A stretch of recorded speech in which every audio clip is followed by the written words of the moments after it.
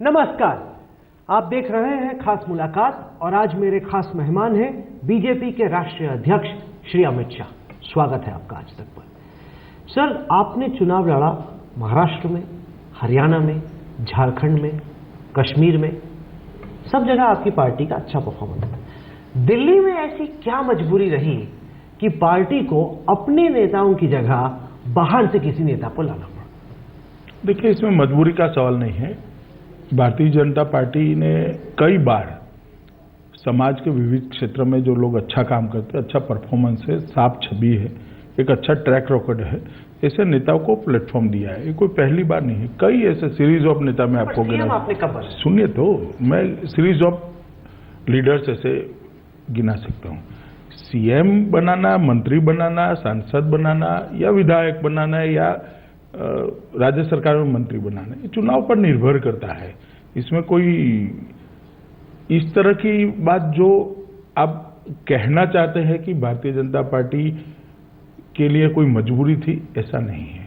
हमारा प्रयास simple majority से 2/3 मेजोरिटी को और प्रयास कर रहा है और इसमें निश्चित रूप से किरण जी की जो छवि है, एक करप्शन और क्राइम के खिलाफ लड़ाई करने की, उसका फायदा है और उसमें मुझे कोई ऐसी नैतिक बात नहीं लगती कि बाहर से अगर विश्लेषण किया जाए, अगर आप स्कूल के प्रिंसिपल हैं तो ये माना जाएगा कि आपने अपने छात्रों को देखा और बोला कि हमारे में से कोई योग्य है नहीं, बाहर की एक छात्रा है, वो बड़ी होनहार है, उसको लाओ।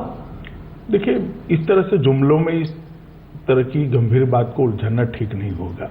हमारे काफी नेता आज दिल्ली में से मंत्री बने हैं, सांसद बने हैं और दिल्ली के अंदर भी जो नेता है उनको उनके पास संगठन का जिम्मा है।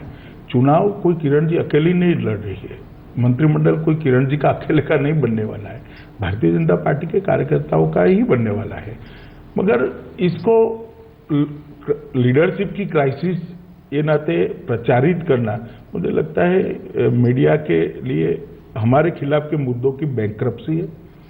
भारतीय जनता पार्टी आज देश की सबसे बड़ी पार्टी है और भारतीय जनता पार्टी के पास हर स्तर पर काम कर सके ऐसे सबसे अच्छे नेता उपलब्ध हैं। इस फैसले से दिल्ली चुनाव में खलबली मची है और सबसे बड़ा जो असर पड़ा है वो आप ही की पार्टी पर पड़ा है। अगर हम कैमरे से इर्द लोगों से बातचीत करते हैं बीजेपी के, वो हमें बताते हैं कि हमें दशक हो गए जूते घिसते घिसते, जब चुनाव की बारी आई तो बाहर से किसी को लेके आया। उनको बड़ा बुरा लगा आपका फैसला। मैं ऐसा नहीं मानता। देखिए, राजनीतिक पार्टी में और खास कर जिसका आंतरिक लोकतंत्र जिंदा है, ऐसी पार्टी में कभी इस तरह के भाव छिपे नहीं रहते हैं, सरफेस पर आ ही जाते हैं। आज पर्चा वापस करने की तिथि के बाद एक भी भारतीय जनता पार्टी का कार्यकर्ता बागी प्रत्याशी नाते खड़ा नहीं है और टॉप टू बॉटम सभी लोग भारतीय जनता पार्टी का काम कर रहे हैं, एकजुट होकर काम कर रहे हैं, एक मुश्त होकर काम कर रहे हैं। ज्यादातर बूथों में लगभग 82% बूथों में बूथ इंचार्ज तय हो चुके हैं, पन्ना प्रमुख तय हो चुके हैं और पन्ना प्रमुख के मीटिंगों को मैंने स्वयं लेकर उसका क्रॉस चेकिंग भी किया है, उनकी हौसला अफजाई। राजनीति में बगावत दो किस्म की होती है, एक तो खुली बगावत कि कोई जाके अपना पर्चा भर दे, दूसरा होता है कोई हाथ खींच ले, कहे कि ठीक है अमित शाह ने फैसला लिया, जेटली जी का फैसला है, मोदी जी का है, ठीक है हम काम तो करेंगे लेकिन खुले मन से नहीं करेंगे। राहुल जी, 10 तारीख को हम मिलेंगे। ऐसा हो रहा है कि नहीं? जरा भी नहीं हो रहा है और मुझे आश्चर्य है कि मेरी पार्टी की जानकारी मुझसे ज्यादा आपको है, क्योंकि हम तो दिन भर दिल्ली इलेक्शन कवर करते हैं। मैं भी तो दिल्ली में ही रहता हूँ, दिल्ली के कार्यकर्ताओं से मिलता हूँ और आपसे ज्यादा ही परिचय होगा। कहीं पर ये बात नहीं, आपको आगे कोई नहीं कह रही है? कोई सवाल ही नहीं है। हर कार्यकर्ता खुलकर मेरे साथ बात करता है, हर कार्यकर्ता से मेरा सीधा संवाद है और दिल्ली के करीब 14,000 कार्यकर्ताओं के साथ मैंने मुक्त चिंतन सवाल जवाब किए हैं। कहीं पर कोई झगड़ा नहीं है। झगड़ा खड़ा करना आप चाहेंगे तो भी नहीं होगा। 19 आपके मंत्री, अरुण जेटली खुद ऐसे वक्त पे जब उन्हें बजट पे काम करना होना चाहिए, अपना मंत्रालय छोड़कर बीजेपी हेडक्वार्टर में बैठे हैं। आपके तमाम पदाधिकारी, ऐसा लग रहा है कि अमित शाह ने पूरी फौज उतार दी है दिल्ली का चुनाव जीतने के लिए। मगर इसमें अजूबा क्या है? नहीं, इतने छोटे राज्य में इतनी बड़ी फौज की जरूरत? हम हर चुनाव में करते हैं, हर चुनाव हम सबसे अच्छे मार्जिन से, सबसे अच्छे अंकों से जीतना चाहते हैं। जीत का बढ़त लंबा हो, वो भारतीय जनता पार्टी के हित में। ऐसा नहीं लग रहा कि एक तरफ इतनी बड़ी एक विशाल सेना और दूसरी तरफ खड़ा एक आदमी? देखिए, मीडिया के परसेप्शन के लिए मैं मेरी रणनीति नहीं बदल सकता। मैं इतना ही कहता हूं कि भारतीय जनता पार्टी ने जो रणनीति बताई है उसके हिसाब से आप समझ कर चलेगा, और मैं बड़ी जिम्मेदारी के साथ कह रहा हूं कि भारतीय जनता पार्टी 2/3 बहुमत से चुनाव जीत के बाहर आएगी। पर अगर अखबार उठ के कोई सुबह पढ़े तो उसमें खबरें आ रही हैं कि अमित शाह नाराज हैं, पार्टी कार्यकर्ताओं को लगाई फटकार। खबरें इस तरह की आ रही हैं कि बेदी को लाने पर जो सपोर्ट नहीं मिल रहा उसके लिए आप एक स्ट्रक्चर बना रहे हैं ताकि और लोग आके मदद करें। इन खबरों में कुछ सच्चाई? देखिए राहुल जी, हम अगर खबर पढ़कर हमारी राजनीति आगे बढ़ाते तो 2002 में ही घर पे बैठ जाते। 2002, 2007, 2012, 2014 हर बार मीडिया को गलत सिद्ध करने का काम देश की जनता ने और भारतीय जनता पार्टी के कार्यकर्ताओं ने किया है।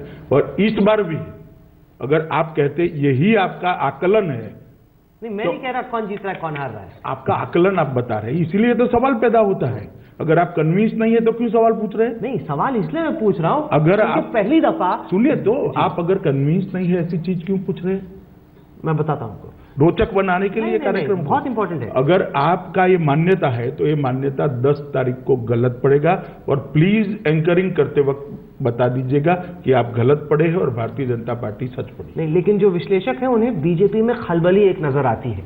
लोग कह रहे हैं कि बीजेपी थोड़ी पैनिक कर गई है, उसे एहसास हो रहा है कि शायद जैसे जैसे 7 तारीख नजदीक आ रही है कैंपेन को जो रफ्तार पकड़नी चाहिए थी शायद वो नहीं पकड़ रहा। क्या बात में सच्चाई है? भारतीय जनता पार्टी का कैंपेन अपनी डिजाइन के हिसाब से 2 कदम आगे ही है, जरा भी पीछे नहीं। डिजाइन के हिसाब से आगे ही नहीं, मैं खुद देख रहा हूं इलेक्शन। नहीं वो तो है ही, नाक का सवाल है। क्लोजली मॉनिटर, नाक का सवाल नहीं है, मेरा दायित्व है। चुनाव नाक के सवाल के लिए नहीं लड़े जा सकते। हमारे लिए चुनाव एक लोक संपर्क का माध्यम है, मेरी विचारधारा को लोगों के पास पहुंचाने का एक माध्यम है। मेरी पार्टी की सरकार ने अच्छे काम जो की है उसको लोगों के पास पहुंचाने का माध्यम है। मेरे नेता का जो अच्छा काम है वो लोगों के पास पहुंचाने का माध्यम है। आप लोगों के लिए चुनाव टीआरपी है, हमारे लिए चुनाव खबर है। सुनिए तो इस बात में स्वीकार ही नहीं करता। सुनिए तो हमारे लिए चुनाव लोकतंत्र को मजबूत करने का और लोकतांत्रिक पार्टी का बेस ब्रॉड करने का एक जरिया है, और हम रिलीजियसली इसके लिए परिश्रम कर रहे हैं। क्या आप ये मानेंगे कि पहली दफा एक राज्य में हम ये देख रहे हैं कि जो दिल्ली का वोटर है वो आर्थिक आधार पर बढ़ गया है, कि जो दिल्ली का गरीब वर्ग है वो पूरी तरीके से केजरीवाल के साथ खड़ा है, जो मध्यम वर्ग है, जो अमीर लोग हैं वो भारतीय जनता पार्टी के साथ खड़ा है। ये चुनाव जात का नहीं है, धर्म का नहीं है, जितना कि इकोनॉमिक स्टेटस का है। देखिए, दिल्ली के मतदाता में मैं कोई डिवीजन नहीं देखता। दिल्ली का मतदाता बाय एंड लार्ज हर वर्ग का भारतीय जनता पार्टी के साथ है। जहां तक आप पार्टी का सवाल है, आपको पार्टी पूर्णतः एक्सपोज हो चुकी है। आप मेरी बात मानकर चलिएगा, आप पार्टी पर आज दिल्ली के मतदाताओं का भरोसा नहीं। आप जवाब, अगर आप बाहर निकले सड़कों पे, ठेले वाले से पूछें, रिक्शा वाले से पूछें, कोई मूंगफली बेच रहा है उससे पूछें, सब्जी वाले से पूछें, वो बहुत हद तक आम आदमी पार्टी के साथ खड़े हैं। आपको अध्यक्ष के नाते इस बात का एहसास है कि शायद इन लोगों के मन में बीजेपी अमीरों की पार्टी बन रही है और आम आदमी पार्टी गरीबों की? जी नहीं, ऐसा नहीं है। जब काउंटिंग होगा आप देखिएगा, निश्चित रूप से भारतीय जनता पार्टी को हर वर्ग का हासिल है। और आप पार्टी, मैं आपको दिल्ली की जनता की नब्ज जानकर कहता हूं, आप पार्टी दिल्ली की जनता के आगे एक्सपोज हो चुकी है। अच्छा, ये जो अब शाजिया इल्मी को लाए, विनोद बिन्नी को लाए, कृष्णा तीरथ को लाए, ये आपका एक ट्रेंड हम देख रहे हैं। उत्तर प्रदेश में भी आपने ऐसा ही किया, हरियाणा में भी आपने ऐसा ही किया, कांग्रेस में पकड़। अमित शाह को बाहर से नेता लाने का शौक। अरे मैं तो राहुल कंवल को भी ले आऊं अगर आना है। माफ कीजिए। भारतीय जनता पार्टी, फंसा देंगे भारतीय जनता पार्टी में हर अच्छे व्यक्ति का जो मेरी विचारधारा का समर्थन करता है उसका स्वागत है, और हम पार्टी को एक्सपांड करने में मानते हैं। फैमिली प्लानिंग पार्टी के एक्सपेंशन में नहीं, पर ये वो सरकार का एजेंडा है। पर ये वो लोग हैं जो दशकों से आपको कोसते आए, गांधी परिवार के एकदम नजदीक, दशकों से भाजपा को, मोदी जी को कोसते आए। आपको मंजूर है? भूल हमारा हृदय बड़ा है, उन्होंने सोचना है कि वो क्या कहते और कहाँ है, मुझे नहीं सोचना है। हमारा मन बड़ा है, हम आप भी कोसते हैं तो भी स्पिरिट से लेते हैं।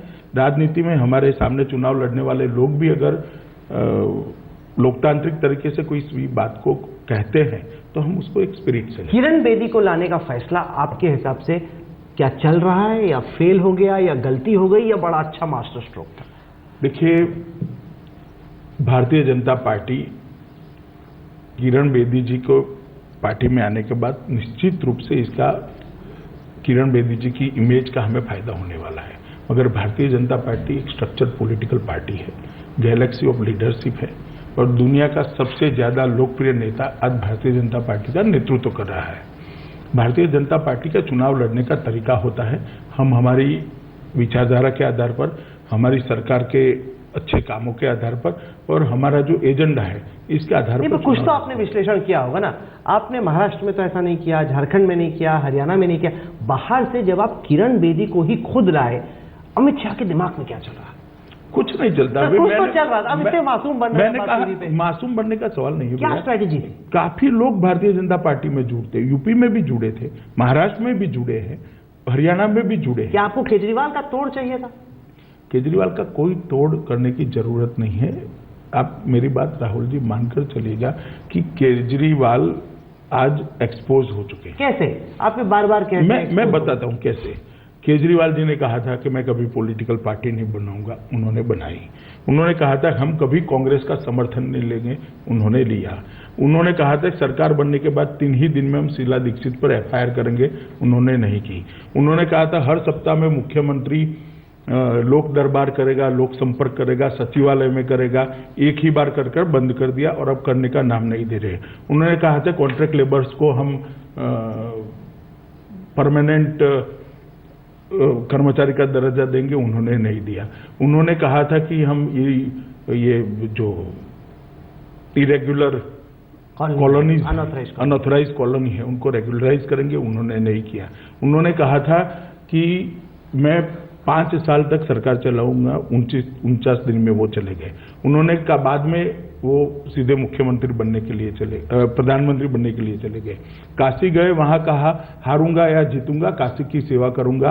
हारने के बाद एक भी दिन वो नहीं गए, फिर से यहां मुख्यमंत्री बनने के लिए आ गए। उनकी पार्टी के वरिष्ठ स्थापक सदस्य ही कहते हैं कि उन्होंने सिद्धांतों के साथ कॉम्प्रोमाइज किए। मुझे तो कोई और बाहर से सर्टिफिकेट लाने की जरूरत नहीं है। शांति भूषण जी से वो किनारा नहीं कर सकते। नहीं, क्योंकि मेरे पास कुछ यूटर्न्स की सूची तो आपकी भी है। बीजेपी ने चुनाव प्रचार के दौरान कहा था कि हेंडरसन ब्रुक्स रिपोर्ट, जो कि चीन में हमारी हार हुई चीन के साथ 1962 की लड़ाई में, उसे सार्वजनिक किया जाना चाहिए। जेटली जी आपका बयान था। अब जब आप लोग सरकार बना लिए, आपने कहा कि नहीं हम इसको सार्वजनिक नहीं करेंगे। आधार पे आपने कहा कि जो मनमोहन सिंह कर रहे हैं, नंदन निलेकनी कर रहे हैं, अब आप आधार के सबसे बड़े मेरी बात सुनिए ना। भारतीय जनता पार्टी के जो सो कॉल्ड यूटर्न आप गिना रहे हैं वो एडमिनिस्ट्रेटिव है। मैं इनके जो यूटर्न गिना रहा हूं यूटर्न नहीं, मॉरल यूटर्न है। इनकी मॉरल राजनीति का उनका दावा है, इनका मॉरल यूटर्न है। आपका नहीं है? नहीं, हमारा मॉरल यूटर्न नहीं है, कभी किसी भी बात पर नहीं है। ना करप्शन के लिए है, ना कोई और बात पर है। हमने कभी मॉरल यूटर्न नहीं लिया। एडमिनिस्ट्रेटिव विपक्ष में बैठकर एक बात को देखते हैं, पूरी डिटेल हमारे पास होती नहीं है, तब देखते हैं। ये क्या बात हुई? सुनिए, न्यूक्लियर लायबिलिटी बिल पर सुषमा स्वराज, मुरली मनोहर जोशी ने कहा कि अगर हमारी सरकार बनेगी इस बिल को रद्द कर देंगे। अब मोदी जी बड़े गर्व से कह रहे हैं रद्द कर देंगे, ऐसा नहीं कहा। मैं आपको एग्जैक्ट बयान पढ़ के सुना, मुरली मनोहर जोशी का बयान, मगर अगर बीजेपी की सरकार आती है हम खत्म कर देंगे। भाई छोड़िए बयान। हमने न्यूक्लियर लायबिलिटी बिल के अंदर राज्यसभा में हमने जो अमेंडमेंट किए थे वो उन्होंने एक्सेप्ट किया, हमने समर्थन किया था। बयान छोड़िए ना, ये तो राज्यसभा का रिकॉर्ड है, तभी तो जाकर बिल पास हुआ था। आधार, जिसको आप पहले कोसते थे, आधार में हमारा एक ही मुद्दा था कि बांग्लादेशी घुसपैठ है, इसके आधार पर नागरिक न बन पाए, इसकी चिंता कर लिए। आधार के मूल विचार पर कभी हमने कोसा नहीं था, क्योंकि पहले तो बहुत आपत्ति जताई। मगर उसके कंटेंट देखिए ना, आपत्ति किस चीज पर थी। मैं उस वक्त गुजरात का मुख्यमंत्री था, मैंने ही पत्र लिखा था देश के गृह मंत्री को, मैंने ही पत्र लिखा था, विरोध था। मगर हमारा कंटेंट नहीं था कि आज एक पंचायत का सरपंच अगर सर्टिफाइड करता है कि कोई बांग्लादेशी घुसपैठिया इसके आधार पर अगर देश का नागरिक बनता है, इसकी रोकथाम हो गई। हमारा आधार से कोई मूलतः तत्वतः मतभेद नहीं था। सर, किरण बेदी जी का मैंने पहले दिन इंटरव्यू किया, उन्होंने कहा कि वो खुली बहस के लिए तैयार है, केजरीवाल के साथ डरेंगी नहीं, भिड़ेंगी, 1-on-1 बहस होनी चाहिए। अगले दिन सुबह उन्होंने बयान दिया कि मैं बहस के लिए तैयार नहीं। कि सिर्फ विधानसभा में बहस होगी। क्या हुआ पर्दे के पीछे कि 12 घंटे के अंदर किरण बेदी जी की राय बदल गई? मेरी बात नहीं हुई इस बारे में किरण जी से। आपकी नहीं हुई? मेरी बात नहीं हुई। नहीं तो फिर क्यों नहीं बीजेपी बहस करना चाहती अरविंद केजरीवाल और अजय माकन के साथ? आपको नहीं लगता कि जिस तरीके से लोकतंत्र बढ़ रहा है, चीफ मिनिस्टर्स के बीच में एक बहस होनी चाहिए? अरे भाई, हमने तो आज 5 सवाल पूछे मेरी पार्टी की ओर से, कल भी 5 पूछेंगे, परसों भी 5 पूछेंगे।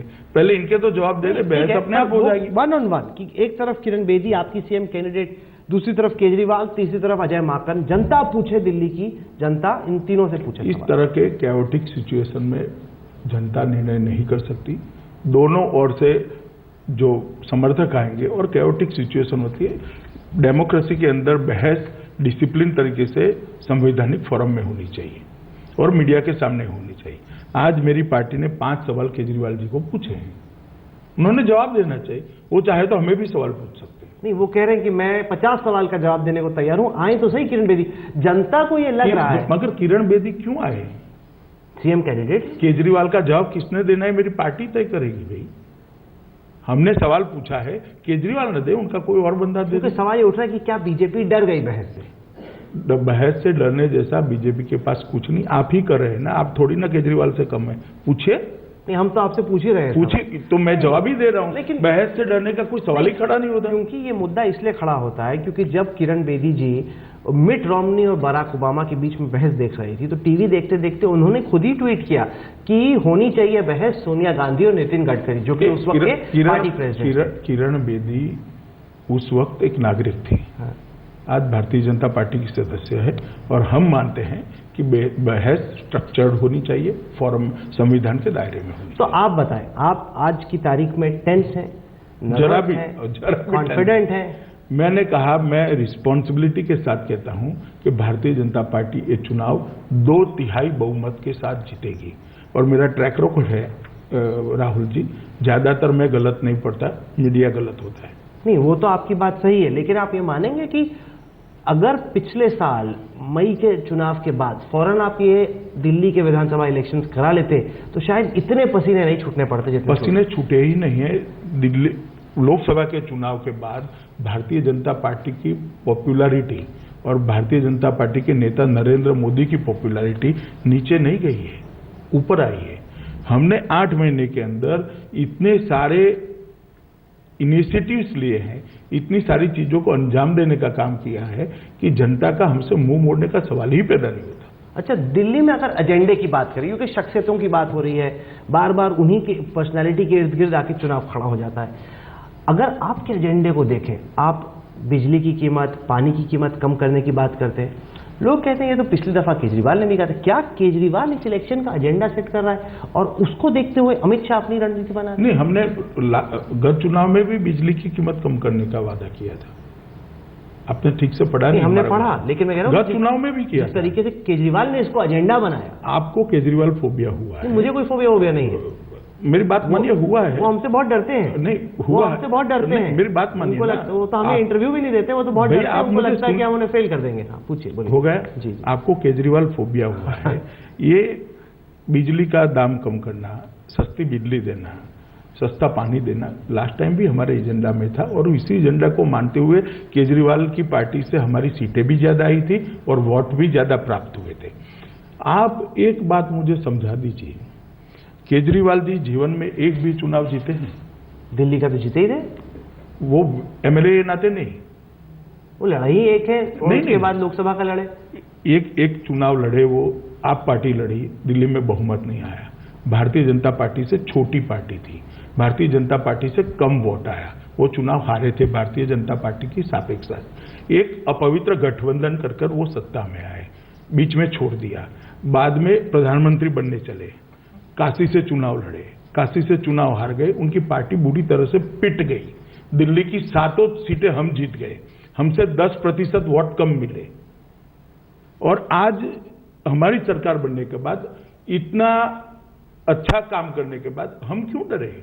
हमारे डरने का सवाल ही पैदा नहीं होता। कोई 0.001% भी कंफ्यूजन में मत रहिएगा राहुल जी। चुनाव के दिन 12 बजे भारतीय जनता पार्टी, मतगणना के दिन 12 बजे भारतीय जनता पार्टी 2/3 बहुमत के साथ यहाँ सरकार बना। 2/3 बहुमत। 2/3 बहुमत। जो लेटेस्ट ओपिनियन पोल आ रहे हैं, मैं चौथी बार बोल रहा हूँ ना, जो लेटेस्ट ओपिनियन पोल आ रहे हैं वो तो या तो कांटे की लड़ाई दिखा रहे हैं या केजरीवाल को थोड़ा आगे। भैया आपका काम है लोगों को पूछताछ करना, नेताओं से पूछताछ करना। मेरा काम है जनता से बातचीत करना, जनता को पहचानना, उसकी नब्ज जानना।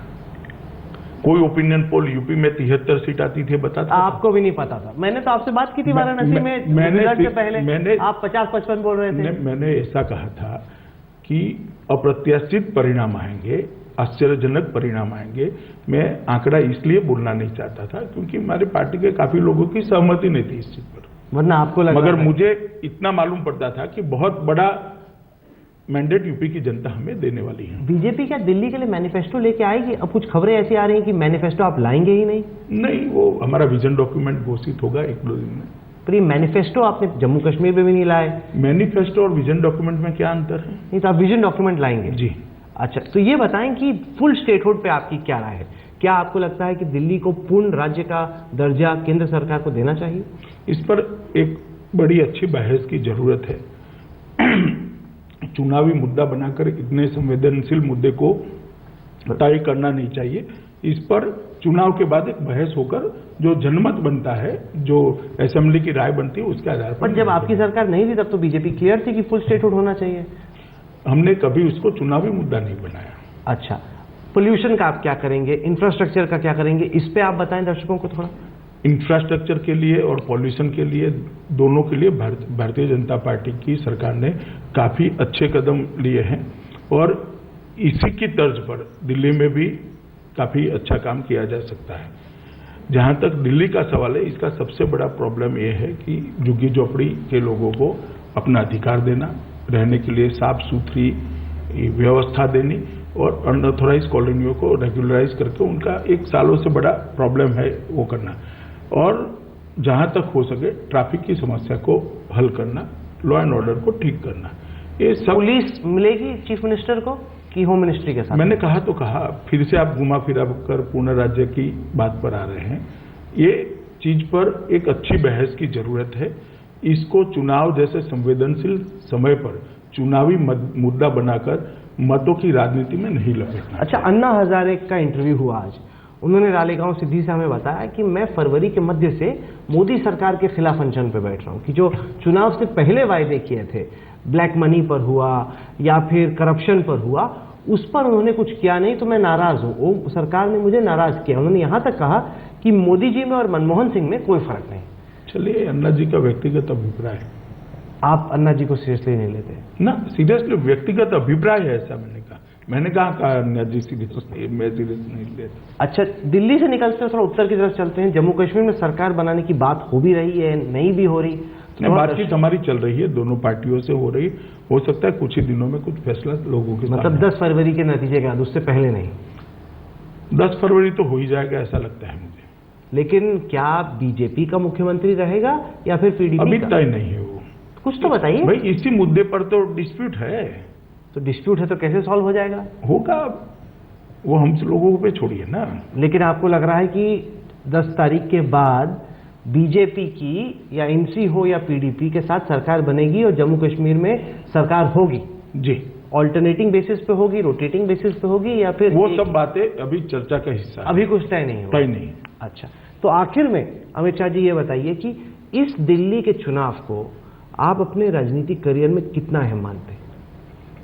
देखिए, मेरे राजनीतिक कैरियर से दिल्ली का चुनाव नहीं जोड़ना चाहिए, मगर मैं दिल्ली के चुनाव को बहुत अहम मानता हूं और भारतीय जनता पार्टी इसमें निश्चित विजयी होगी, ऐसे मुझे विश्वास है। लेकिन क्या आप मानते हैं कि इसके बाद देश की जो राजनीति की दशा दिशा होगी, चाहे बिहार का चुनाव हो, चाहे बंगाल का चुनाव हो, चाहे यूपी का चुनाव हो, और मोदी के खिलाफ विरोधियों की क्या राय बनती है, क्या रणनीति बनती है, ये काफी हद तक 10 फरवरी के नतीजों पर निर्भर करेगा? नहीं जी, ऐसा नहीं होगा। दिल्ली का चुनाव कोई बिहार या यूपी जैसे बड़े स्टेट की राजनीति तय कर लेगा, ऐसा मैं नहीं मानता।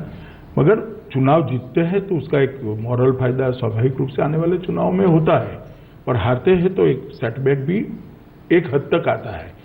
मगर बिहार और उत्तर प्रदेश जैसे बड़े राज्य, बंगाल जैसे बड़े राज्यों का खुद का एक राजनीतिक माहौल है, एक राजनीतिक इक्वेशन वहां पर बना हुआ है और अलग अलग राजनीतिक पार्टियां, अलग अलग विचारधारा की राजनीतिक पार्टियां वहां चुनावी मैदान में है। नहीं, क्योंकि ये सवाल इसलिए उठता है कि क्या आपको इस बात की चिंता है कि अगर केजरीवाल कहीं मुख्यमंत्री बन गया तो फिर ये जो अंबानी के खिलाफ, अडानी के खिलाफ इसका जो पूरा कैंपेन था वो शुरू हो जाएगा और केंद्र सरकार के जरिए मोदी जो करने की कोशिश कर रहे हैं वो कैंपेन कुछ हद तक डीरेल हो सकता है, कभी किसी नेता के खिलाफ, कभी किसी उद्योगपति के खिलाफ एफआईआर हो जाए। क्या वो चिंता भी आपके राहुल जी, आप कितना स्टडी करते हैं?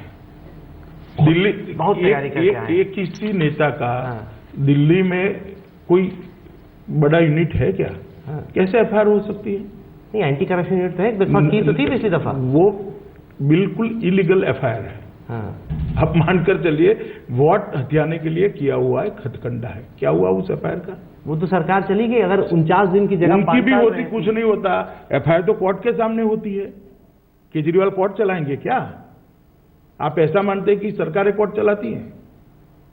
केजरीवाल को एक राजनीतिक, आप इतनी स्क्रूटिनी क्यों नहीं करते कि ये एफआईआर लीगली वो बना सकते या नहीं बना सकते? सर वो तो कोर्ट तय करेगा ना, एफआईआर तो बनी गई थी। नहीं, मैं लॉ के इंटरप्रिटेशन की बात, वो तो मीडिया भी कर सकता है, काफी केसों में करते हैं भैया, आप इस केस में क्यों नहीं करते? तो बतौर राजनीतिक प्रतिद्वंदी आप केजरीवाल को कैसे आंकते हैं?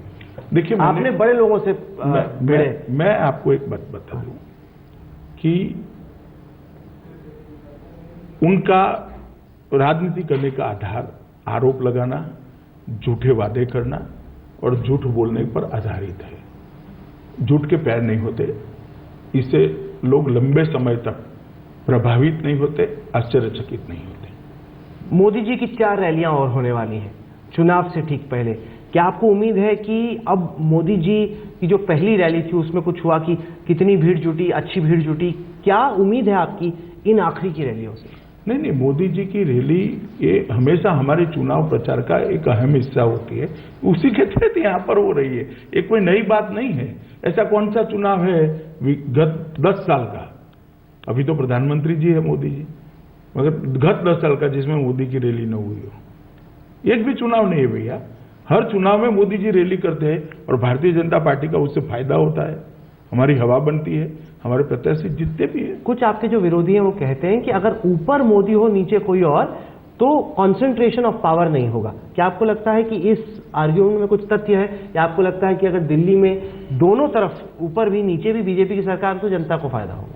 नहीं, मैं निश्चित रूप से मानता हूं कि दिल्ली जैसे राज्य में अगर केंद्र सरकार के साथ समन्वय कर आगे बढ़े ऐसी सरकार है तो निश्चित रूप से फायदा होगा।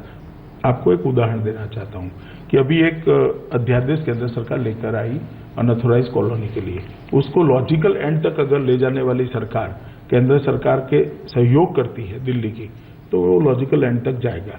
अगर विरोध करने वाली कोई सरकार आएगी तो लॉजिकल एंड तक नहीं जाएगा। तो खत्म करने से पहले ये बताएं कि चैन की नींद सोते हैं अमित शाह रात में या बेचैन है? मैं आराम से सोता हूं राहुल जी। मैंने कई ऐसे चुनाव लड़ा है जिसमें मेरी पार्टी हारी भी है। हार की बात कर रहे हैं? हारी भी है। उस वक्त भी मैं चैन की नींद सोता था। आज तो हम बिल्कुल विश्वास से जीतने की राह पर चल रहे हैं, चैन की नींद ही सोते हैं।